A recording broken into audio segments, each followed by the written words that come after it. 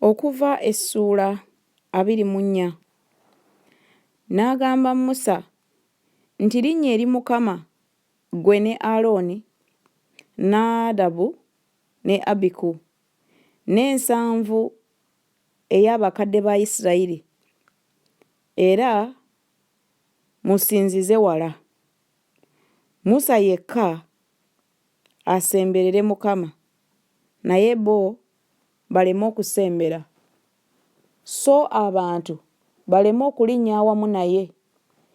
Musa n'ajja n'agamba abantu ebigambo byonna ebya Mukama n'emisango gyonna.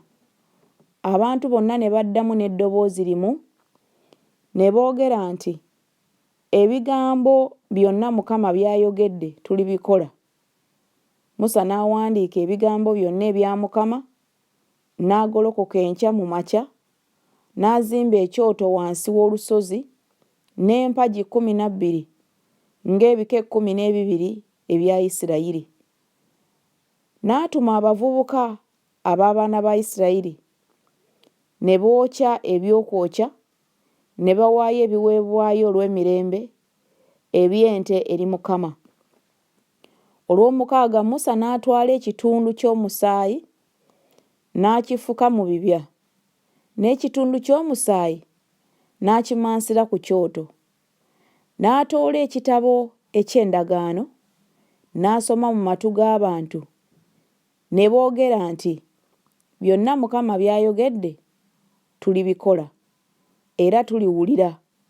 Olw'omunaana Musa n'atoola omusaayi n'agumansira ku bantu, n'ayogera nti, laba omusaayi ogw'endagaano, Mukama agwalagaanye nammwe mu bigambo bino byonna. Musa n'alyoka alinnya ne Alooni, Nadabu ne Abiku, n'ensanvu ey'abakadde ba Isirayiri, ne balaba Katonda wa Isirayiri.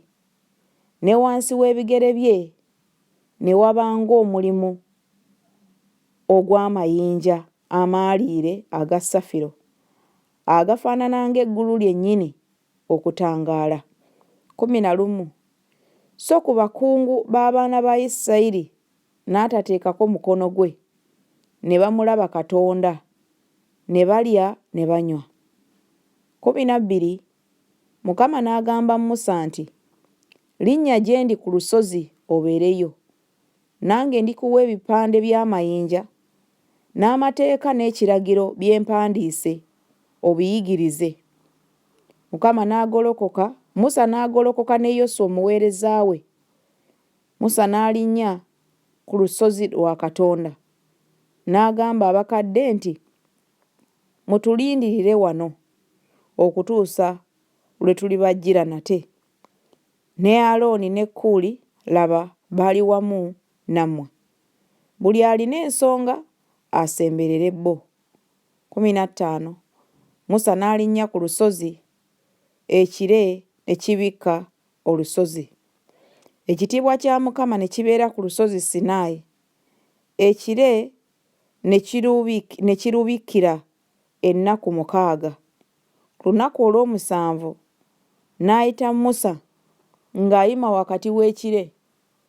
Ekifaananyi ky'ekitiibwa kya Mukama ne kiba ng'omuliro ogwaka ku ntikko y'olusozi mu maaso g'abaana ba Isirayiri. 18. Musa n'ayingira wakati mu kire n'alinnya ku lusozi. Musa n'amala ku lusozi ennaku 40 emisana n'ekiro.